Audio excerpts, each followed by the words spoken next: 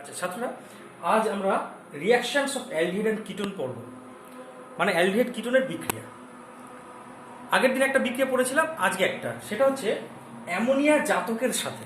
Ammonia জাতক যার সাধারণ সংকেত হচ্ছে NH2Z। অ্যামোনিয়া জাতকটাকে সেটা আগে দেখবো আমরা। অ্যামোনিয়া তাদের তিনটে হাইড্রোজেন থাকে, ঠিক আছে? তিনটে হাইড্রোজেনের মধ্য থেকে যদি একটা হাইড্রোজেন সরে যায়, তার জায়গায় যদি নতুন কোনো একটা গ্রুপ আসে, নতুন গ্রুপ মনে করো জেড, তাহলে সেই যৌগটাকে বলবো অ্যামোনিয়া জাতক। এটা হচ্ছে অ্যামোনিয়া জাতক। এখানে জেডের জায়গায় অনেক কিছু হতে পারে। কয়েকটা অ্যামোনিয়া জাতকের আমি লিস্ট বানাচ্ছি, অত্যন্ত ইম্পর্টেন্ট, তোমরা সবাই লিখবে। প্রথম অ্যামোনিয়া জাতকের এইখানে লিখলাম, দেখো লিস্টটা, NH2OH, এর নাম হচ্ছে হাইড্রক্সিল অ্যামিন। Hydroxyl amine. দ্বিতীয় হচ্ছে NH2NH2, এর নাম হচ্ছে হাইড্রাজিন। হাইড্রাজিন। হাইড্রাজিনে একটা হাইড্রোজেন সরিয়ে দিয়ে তার যে একটা বেঞ্জিন বলায় আসলাম, তাহলে হচ্ছে দেখো NH2NH বেঞ্জিন বলা হয়। তাহলে একটা হাইড্রোজেন সরে গিয়ে ফিনাইল গ্রুপ এসছে, তাই নাম হচ্ছে ফিনাইল হাইড্রাজিন। ফিনাইল হাইড্রাজিন।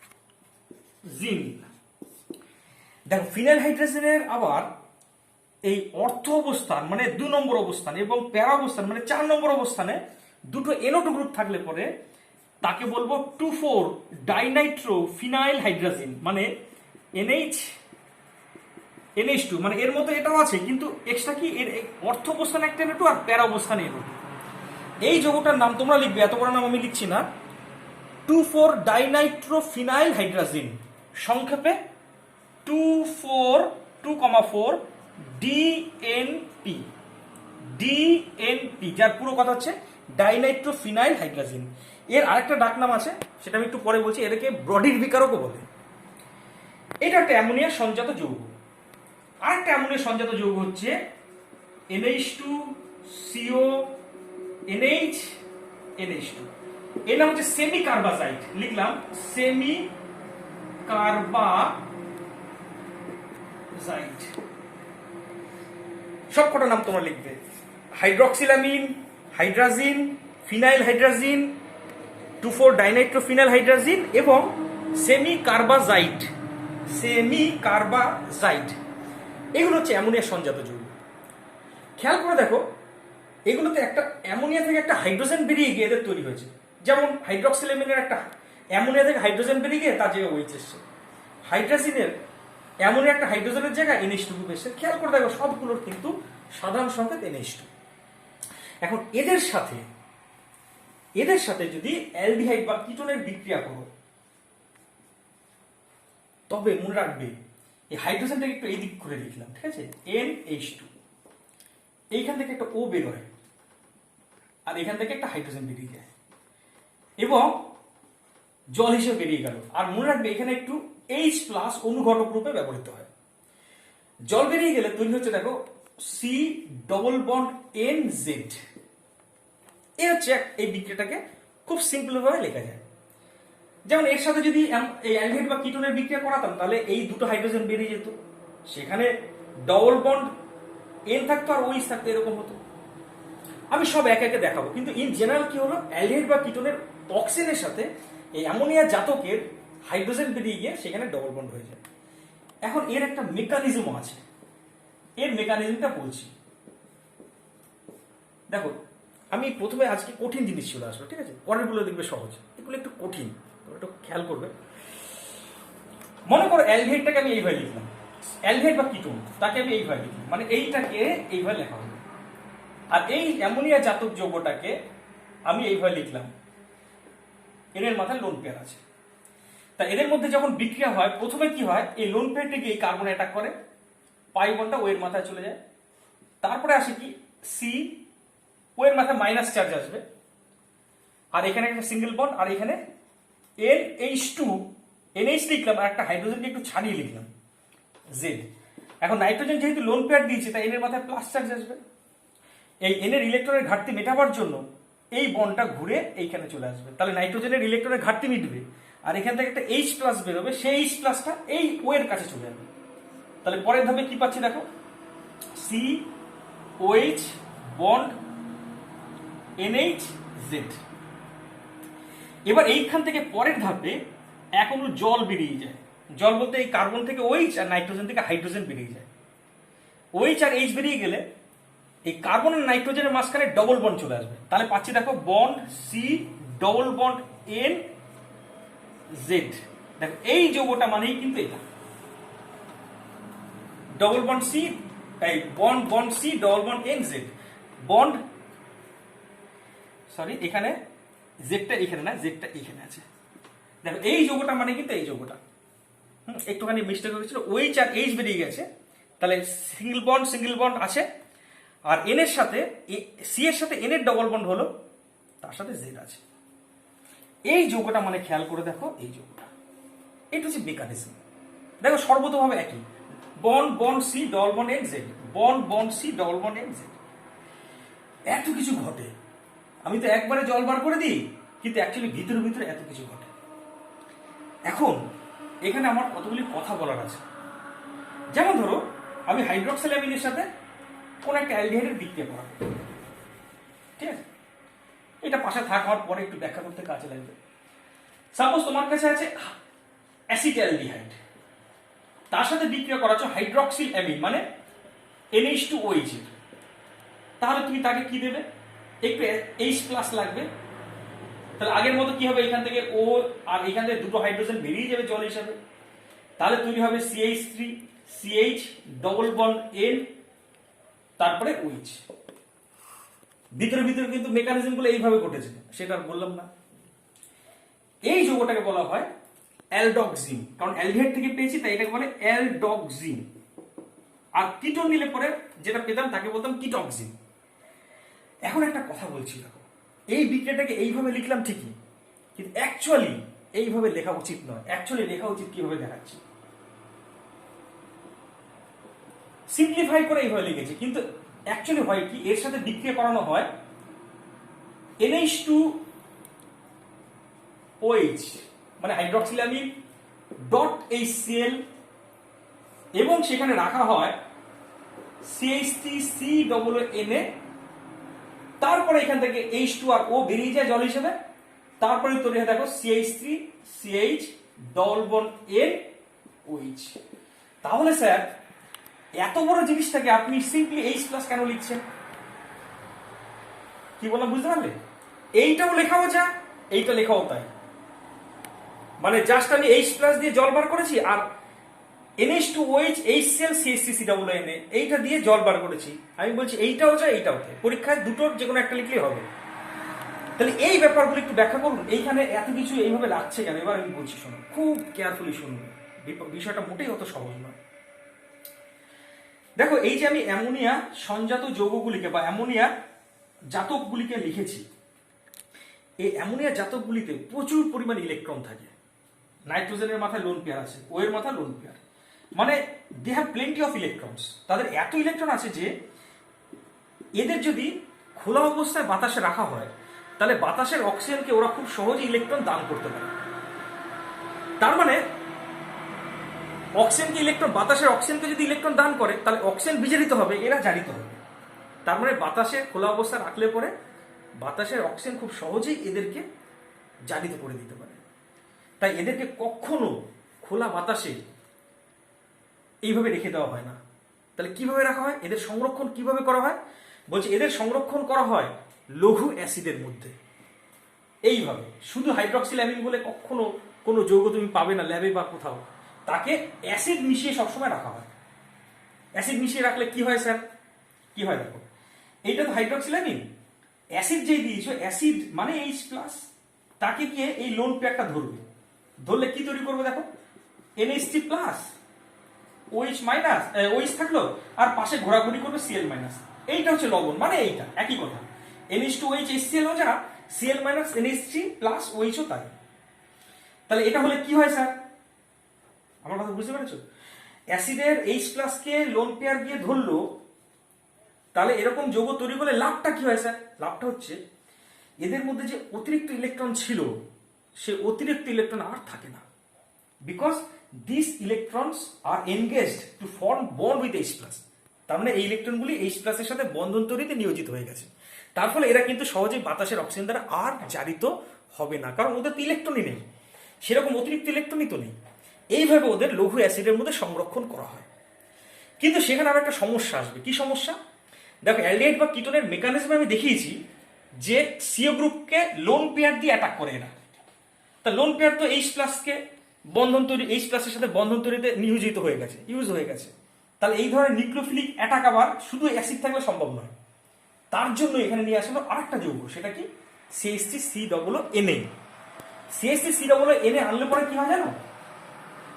এই NH2OH HCl থেকে এই যে অ্যাসিডের সাথে মিশে আছে এই মিশ্রণ থেকে CH3COONA HCl এর সাথে বিক্রিয়া করে আর এটাকে ফ্রি করে দেয়, NH2OH কে ফ্রি করে দেবে, যাতে সে সহজে এই অ্যালডিহাইড বা কিটোনকে নিউক্লিওফিলিক অ্যাটাক করতে পারে। তাহলে এখানে CH3COON এর কাজ হচ্ছে এই যৌগটা থেকে অ্যাসিডটাকে দূর করা, যাতে এই ধরনের নিউক্লিওফিলিক অ্যাটাক পুনরায় সম্ভব হয়। কিভাবে দেখা যায়? তাহলে এর সাথে CH3COON এর বিক্রিয়া কিভাবে হয় দেখো, NH2OH প্লাস, আচ্ছা প্লাস দেবো না, এখানে ডট HCl ছিল, ডট HCl প্লাস এর সাথে মিশিয়েছে দেখো CH3COONA। তাহলে CH3COON আর HCl বিক্রিয়া করে, প্রথমে করে তৈরি করে দেখো CH3COOH plus NaCl plus NH2OH। দেখো এটা ফ্রি হয়ে গেল। ফ্রি হওয়ার কারণে এবার এ কিন্তু খুব সহজে এই ধরনের নিউক্লিওফিলিক অ্যাটাক অ্যালডিহাইড বা কিটোনে করতে পারবে। বোঝা গেল? তাহলে আমি শুধুমাত্র NH2OH কে নিই না, কখনো একে রাখাই হয় না, ওইভাবে অ্যাসিডের মধ্যে রাখা হয়। আবার বিক্রিয়ার সময় আবার এইটাকে ফ্রি অবস্থা পেতে চাইলে আমাকে ওর মধ্যে কি দিতে হবে? একটু CH3COON যোগ করে তবে বিক্রিয়া করাতে হবে। তবে গিয়ে তোমার তৈরি হচ্ছে কি খেয়াল করে দেখো, এইটা ফ্রি অবস্থা চলে আসছে। আর একটুখানি অ্যাসিডিক অ্যাসিডও তৈরি হচ্ছে, সেই অ্যাসিডিক অ্যাসিডটা এখানে অ্যাকচুয়ালি অনুঘটক রূপে কাজ করে। এত কিছু জটিল ঘটনা ঘটে যাচ্ছে।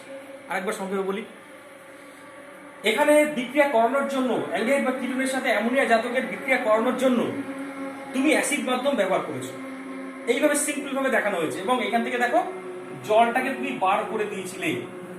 তবে এইটা এত সিম্পল ভাবে ঘটে না। অ্যাকচুয়ালি অ্যামোনিয়া জাতকগুলিকে অ্যাসিডের মধ্যে সংরক্ষণ করা হয়, তাই অ্যাসিডকে লেখা দরকার। আবার এই অ্যাসিডটাকে মুক্ত করার জন্য আবার সোডিয়াম অ্যাসিটেট রাখা দরকার। সোডিয়াম অ্যাসিটেটের ভূমিকা কি? এই সোডিয়াম অ্যাসিটেট HCl কে বিক্রিয়া করে বার করে দেবে এবং এটাকে ফ্রি করে নিয়ে আসবে, যাতে সে একা একা এবার অ্যালডিহাইডের সাথে বিক্রিয়া করতে পারে। তাহলে কিভাবে ফ্রি করছে? এখানকে অ্যাসিডটাকে কি করে দূর করছে? NH2OH plus HCl plus CH3COONA, এইটা অ্যাসিডের সাথে বিক্রিয়া করে তৈরি করে CH3COOH প্লাস NaCl। আর দেখো NH2OH টা ফ্রি হয়ে গেল। এই NH2OH এবার কিন্তু খুব ইজিলি এই অ্যালডিহাইডকে নিউক্লিওফিলিক অ্যাটাক করতে পারবে, কারণ এর লোন পেয়ার তো আর অ্যাসিডের সাথে বন্ড তৈরিতে নিয়োজিত নেই, এ খুব সহজে বিক্রিয়া করতে পারবে। অর্থাৎ এক্ষেত্রে HCl এর ভূমিকাও মনে রাখতে হবে তোমাকে, CH3COON এর ভূমিকাও মনে রাখতে হবে। তো বিক্রিয়াটা এই জিনিস যা বললাম সব জেই বা নিটের জন্য, কিন্তু তোমাদের HS লেভেলের জন্য এবার বলছি, বিক্রিয়াটাকে এত কঠিন ভাবে দেখাবো না, বিক্রিয়াগুলিকে খুব সিম্পল ভাবে দেখাবো। সেই সিম্পল বিষয়টা এবার আমি তোমাদের সামনে তুলে ধরছি। সবাই এবার জিনিসগুলো দেখবে। আগের প্রশ্নগুলো একটু কঠিন ছিল। দেখো, প্রথমে আমি লিখলাম NH2OH এর সাথে বলে হেডিং করলাম। তাহলে আমার কাছে আছে অ্যাসিটালডিহাইড, তার সাথে নিয়েছো NH2OH, তাকে H+ দেবো। আমি আরো কঠিন করে দেখাবো না, H+ দেওয়া মানেই অত কিছু দিয়ে দিয়েছি। মানে কি দিয়েছো? NH2OH.HCl plus CH3COONA। অত কঠিন করে দেখানোর দরকার নেই। এখান থেকে জল মাইনাস করে দেবো, তৈরি করব CH3CH ডবল বন্ড NOH। এর নাম হচ্ছে অ্যালডক্সিন, আগেই বলে দিয়েছি, আর বলবো না। যদি অ্যালডিহাইডের পরিবর্তে কিটোন নিতাম, মানে CH3CH3 ডবল বন্ড O, এটা অ্যাসিটোন, তার সাথে বিক্রিয়া করাচ্ছ এই যৌগটা, একটু অনুঘটক রাখবে, মানে H+ লাগবে, জল বেরোবে। জল বলতে কোথা থেকে জল বেরোবে? এই OH H2টা বেরিয়ে যাবে জল রূপে। তাহলে পাবো দেখো CH3CH3 ডবল বন্ড NOH। এর নাম হচ্ছে কিটক্সিন। এবার চলে আসি পরের অ্যামোনিয়া জাতকের সাথে। এটা 1 নম্বর বিক্রিয়া গেল NH2OH এর সাথে। দ্বিতীয়টি হচ্ছে NH2 NH2 এর সাথে, মানে হাইড্রাজিনের সাথে। এই যৌগটার নাম তোমরা জানো অলরেডি, হাইড্রাজিন। হাইড্রাজিনের সাথে বিক্রিয়া করাচ্ছে। তোমার কাছে আছে মনে করো এই যৌগটা, আচ্ছা একই যৌগ বারবার না নিয়ে একটু অন্য যৌগ নিই। মনে করো তোমার কাছে আছে এই যৌগটা CH double bond O NH2 NH2। এটা কি নিয়েছে? এটা হচ্ছে বেনজালডিহাইড, ঠিক আছে? বেনজালডিহাইডের সাথে বিক্রিয়া করেছে, তাহলে এখান থেকে জল বেরোবে একইভাবে। একে একটু H+ দেবে, তবে না জল বেরোবে। মাইন্ডিটকে এখানে H+ দিয়েছি, মানে কি কি নিয়েছে মনে আছে? এর সাথে ডট HCl ছিল প্লাস CH3 বলে Na ছিল, অত কিছু না লিখে সংক্ষেপে H+ দিয়েছি। আর এখান থেকে তাহলে তৈরি হবে দেখো বেঞ্জিন বলয়, হ্যাঁ, CH double bond N NH2। এই যৌগটাকে বলবো অ্যালডিহাইড হাইড্রাজোন। আরো ভালো করে বলতে গেলে বেনজালডিহাইড হাইড্রাজোন। তাহলে তোমরা লিখবে কি লিখবে? অ্যালডিহাইড এবং কিটোন হাইড্রাজিনের সাথে বিক্রিয়া করে হাইড্রাজোন যৌগ তৈরি হয়, এবং এদের নামকরণ কিভাবে করা হচ্ছে? বেনজালডিহাইড হাইড্রাজোন। তোমরা লিখবে নিচে, আমার সময়ের অভাবের জন্য লিখছি না, বেনজালডিহাইড হাইড্রাজোন। একইভাবে যদি এখানে কিটোন নিতাম, কিটোন তার সাথে তুমি দিলে NH2 NH2 মানে হাইড্রাজিন, ঠিক আছে? একটু H+ লাগবে, তাহলে এখান থেকে জল বেরোবে। তাহলে পাবো দেখো CH3C CH3 double bond N NH2। এটা হচ্ছে অ্যাসিটোন হাইড্রাজোন। একইভাবে তুমি যদি বিক্রিয়া করো, এটা দেখা না দেখালেও চলে, তবু জাস্ট হিন্টস আকারে বলি, সেটা হচ্ছে কি CH3CH ডবল বন্ড O, তার সাথে মনে করো তুমি এই যৌগটার বিক্রিয়া করছো NH NH2। এটা হচ্ছে ফিনাইল হাইড্রাজিন, একটু H+ দেবে, জল তুমি বার করবে, তাহলে এখান থেকে OH2 বেরিয়ে যাবে জল রূপে। তাহলে পাবে দেখো CH3CH double bond N NH। এর নাম কি বলবে তাহলে? Acetaldehyde phenyl hydrazone. Acetaldehyde phenyl hydrazone. একইভাবে কিটোনটা লিখলাম না, তোমরা বুঝতে পেরেছো? যদি অ্যাসিটোন রাখতাম একইভাবে কি পেতাম? Acetone phenyl হাইড্রাজোন।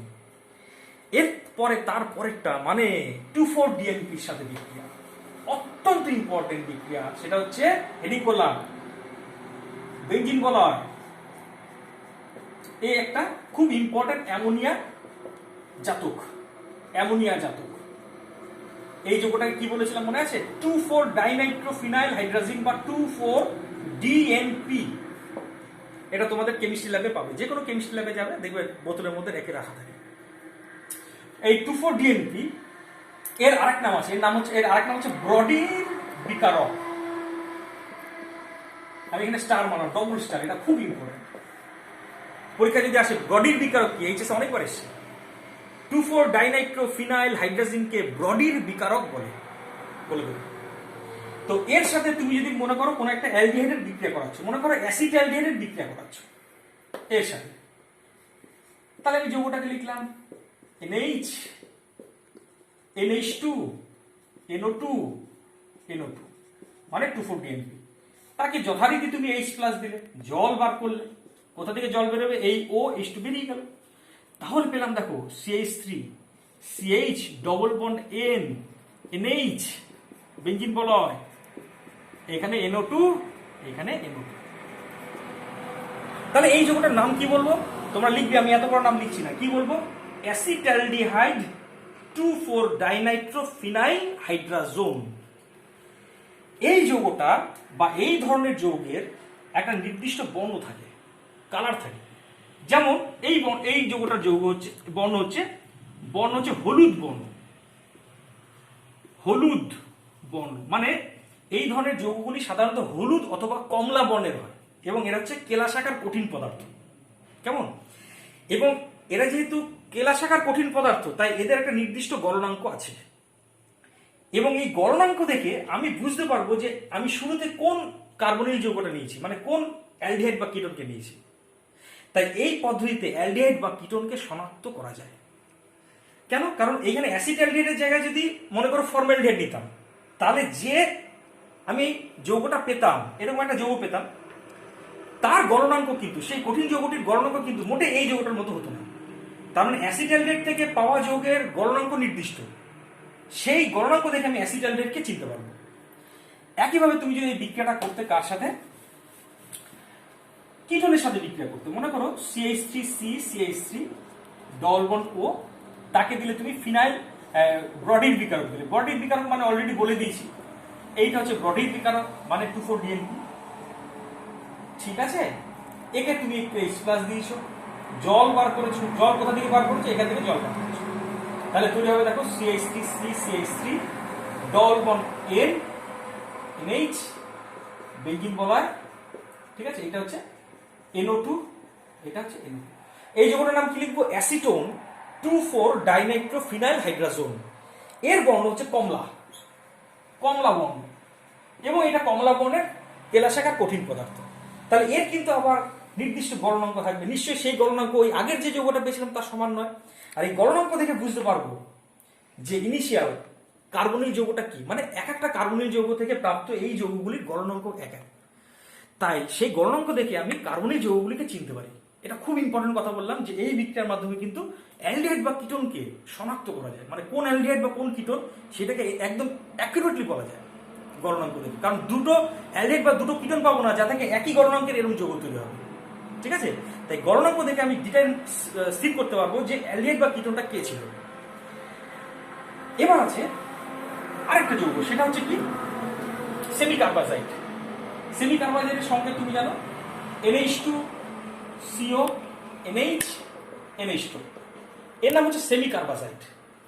এখন এর সাথেও তুমি যদি অ্যালডিহাইডের বিক্রিয়া করাও, মনে করো আচ্ছা অ্যালডিহাইড বারবার করছে কিটোন নির্মাণ করো, তার সাথে বিক্রিয়া করাবে। এখন এখানে দুটো পসিবিলিটি আছে, এইখান থেকে জল বেরোবে না এইখান থেকে জল বেরোবে। উত্তর হচ্ছে এই দিক থেকে বিক্রিয়ায় অংশ নেবে এবং জলটা এই দিক থেকে বেরোবে। কেন? কারণ এইখানে যে লোন পেয়ারটা আছে সেই লোন পেয়ারটা এই সিও গ্রুপের সাথে রেজোনেন্সে যায়, ফলে এই পোর্শন থেকে অ্যাটাক এই কার্বনের সম্ভব নয়। তার ফলে এই লোন পেয়ারটাই অ্যাকচুয়ালি নিউক্লিওফিলিক অ্যাটাক করে কার্বনে এবং বিক্রিয়া অংশ নেয়। তাহলে এই পোর্শন থেকে কিন্তু বিক্রিয়া অংশ নেবে না, মানে এখান থেকে জল বেরোবে না, এইখান থেকে জলটা বেরোবে এবং পাবো কি দেখো CH3 C CH3 double bond N NH CO NH2।